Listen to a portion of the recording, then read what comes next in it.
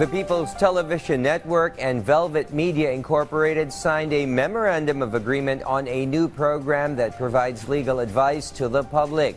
Under the agreement, PTV will air Abogado ng Bayan starting Saturday, November 18. Present during the MOA signing were PTV General Manager Ana Puod, Velvet Media General Manager and CEO Romeo Maghirang III, and program host Attorney Hayes Making.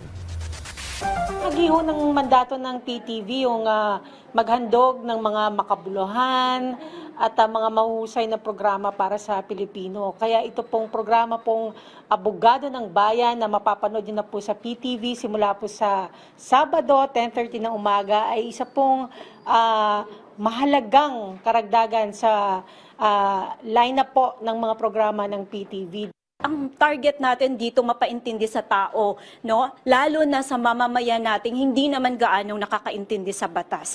At lalo na sa mga hindi naman masyadong nakapag-aral at nahihirapang intindihin ang kanilang mga karapatan.